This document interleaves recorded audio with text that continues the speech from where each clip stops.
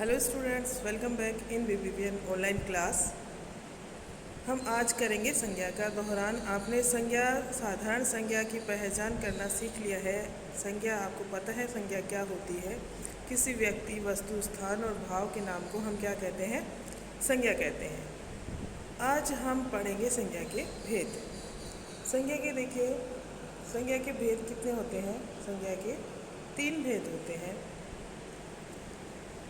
व्यक्तिवाचक, जातिवाचक और भाववाचक।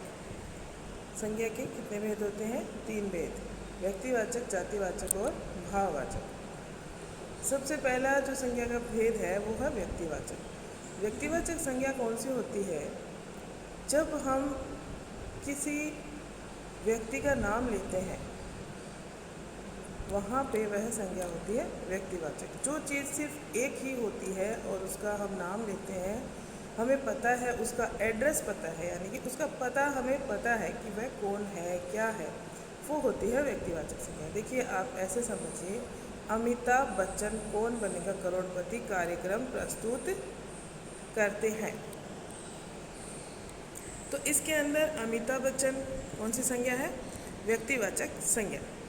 यहाँ पे महात्मा गांधी दिखा रखा है। महात्मा गांधी को भारत के राष्ट्रपिता की उपाधि मिली, तो महात्मा गांधी यहाँ पे क्या है? व्यक्तिवाचक संज्ञा। क्योंकि आप जानते हैं महात्मा गांधी कौन है, आपको नाम लेते ही उनकी पहचान हो रही है।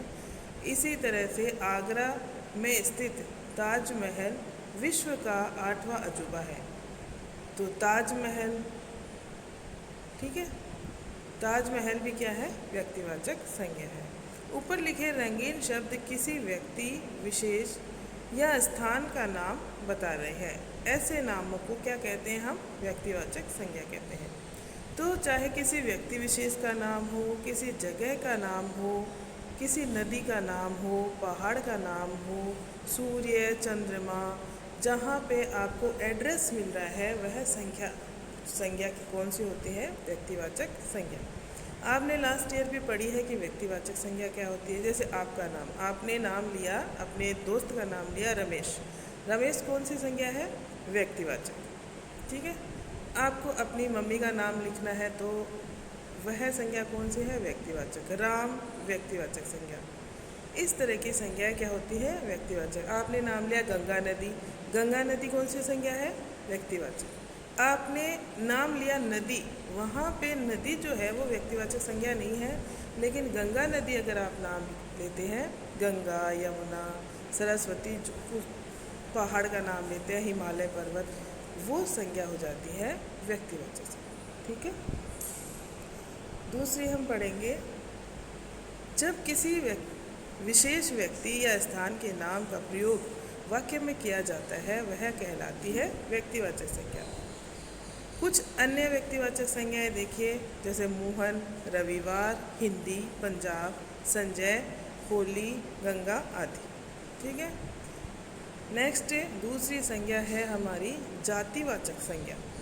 जातिवाचक संज्ञा किसका बोध कराती है? समूह का बोध कराती है, पूरी जाति का बोध कराती है। देखिए, यहाँ पे लिखा है, मेरा घर शहर के बीचों बीच में है। यह क्षेत्र शहर का सबसे सुंदर क्षेत्र है। यहाँ सड़क के दोनों ओर पेड़ लगे हैं। क्षेत्र के बीचों बीच एक उद्यान है। उद्यान में बच्चे खेलते हैं। बच्चे बूढ़े सब खेलते हैं, बच्चे खेलते हैं और बूढ़े भ्रमण करते हैं।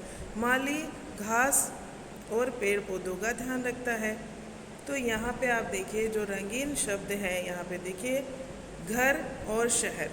अब घर आपको यह नहीं बताया जा रहा है कि किसका घर। मेरा घर यहाँ पे बताया गया है, लेकिन मेरा यहाँ पे नाम नहीं दिया है। कौन मेरा? तो सर्वनाम है, तो किसी भी नाम के साथ मेरा शब्द लग सकता है।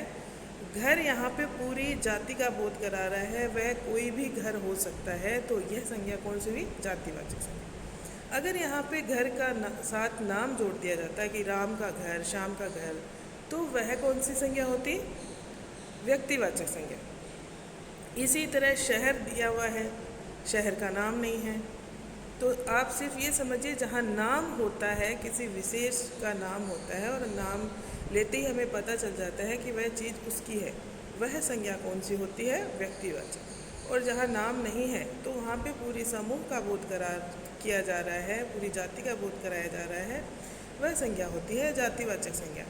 इसी तरह क्षेत्र, कोई भी क्षेत्र हो सकता है, नदी का क्षेत्र हो सकता है, पहाड़ का क्षेत्र हो सकता है, मैदान का क्षेत्र हो सकता है, शहर का क्षेत्र, गांव का क्षेत्र, तो यहाँ पे नाम नहीं दिया हुआ है तो क्षेत्र भी पूरी जाति का बोध करा रहा है। सड़क, कोई भी सड़क हो सकती है। पेड़, पेड़ का भी नाम नहीं है तो पेड़ भी क्या है? जातिवाचक संज्ञा है। उद्यान, उद्यान यानी क्या होता है? बगीचा, बगीचा भी जातिवाचक संज्ञा है।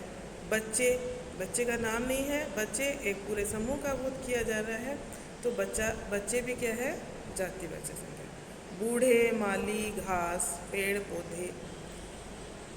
तो यहाँ पे ध्यान देने योग्य बात यह है कि जब हमें किसी एक विशेष यानी कि पर्टिकुलर व्यक्ति, वस्तु, स्थान का नाम दिया जाता है वह होती है व्यक्तिवाचक संज्ञा। और जब हमें नाम ना देके हमें उसके पूरे समूह का या पूरी जाति का बोध होता है तो वहाँ पे कौन सी संज्ञा होती है? जातिवाचक संज्ञा होती है। संपूर्ण जाति का बोध कराया जाता है वह क्या कहलाती है? जातिवाचक संज्ञा। नेक्स्ट है भाववाचक संज्ञा। पूरी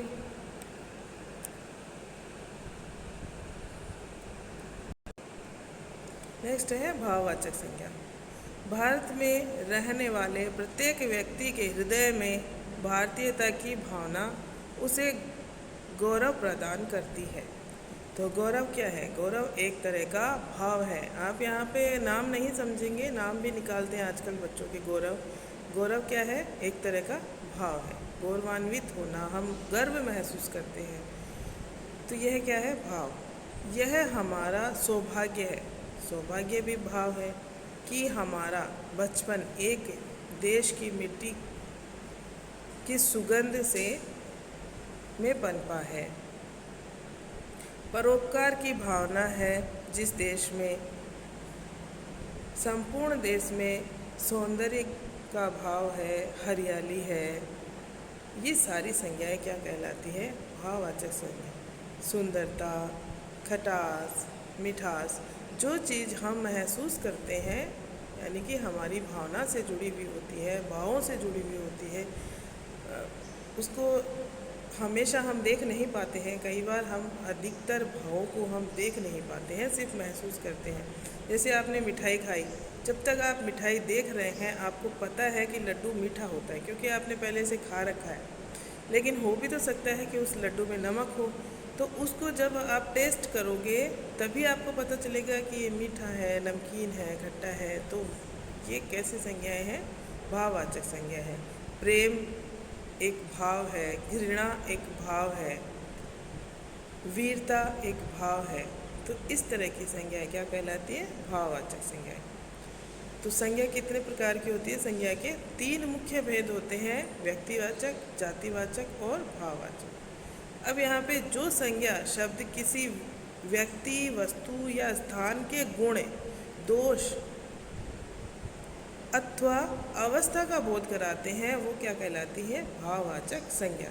अब अवस्थाएं होती है जैसे बचपन, बुढ़ापा, ये भी भाववाचक संज्ञा में आता है। गुण होते हैं, दोष होते हैं, वो कौन सी संज्ञा में आते हैं? भाववाचक संज्ञा में। कुछ भाववाचक संज्ञाएं हैं जैसे खुशी, हरियाली, अहिंसा, प्रेम, वीरता, बचपन, ये सब कौन सी संज्ञाएं हैं? भाववाचक संज्ञा। यहाँ पे हम एक्सरसाइज कर लेते हैं। देखिए, निम्नलिखित शब्दों को अलग अलग करके उनकी सही जगह पर पहुंचाइए। ये शब्द दिए हुए हैं, इनको अलग अलग करना है और इनको सही जगह पर पहुंचाना है। यहाँ व्यक्तिवाचक संज्ञा है, यहाँ जातिवाचक संज्ञा और भाववाचक संज्ञा है। अब हम इसमें से देखेंगे व्यक्तिवाचक संज्ञा कौन सी है। जैसे नदी कौन सी संज्ञा है? नदी है जातिवाचक संज्ञा। जवाहरलाल नेहरू, ये नाम है, नाम है इसलिए ये कौन सी संज्ञा है? व्यक्तिवाचक संज्ञा। अभिनेता, अभिनेता किसी अभिनेता का नाम नहीं लिया गया है, सभी अभिनेताओं की ओर यानी कि उनके पूरे समूह की ओर हमारा ध्यान आकर्षित कर रहा है, तो ये कौन सी संज्ञा हुई? जातिवाचक संज्ञा। यहाँ पे अगर नाम लिया जाता है कि अभिनेता, कोई भी अभिनेता का नाम ले सकते हो आप, शाहरुख खान, अभिनेता अमिताभ बच्चन, ठीक है, तब यहाँ पे कौन सी संज्ञा होती? व्यक्तिवाचक संज्ञा। सच्चाई, सच्चाई किस में आएगी? सच्चाई भाववाचक संज्ञा। प्यार भाववाचक। कालीमा भाववाचक। फूल, फूल जातिवाचक संज्ञा में आएगा। पर्वत, पर्वत भी जातिवाचक। हिमालय, हिमालय व्यक्तिवाचक संज्ञा में आएगा क्योंकि ये किसी विशेष पर्वत का नाम है। लाल किला, लाल किला भी व्यक्तिवाचक संज्ञा में आएगा, एक विशेष इमारत का नाम लिया जा रहा है। नीलिमा, नीलिमा किसी का नाम है तो वह भी क्या है? व्यक्तिवाचक संज्ञा। शहर जातिवाचक संज्ञा में आएगा।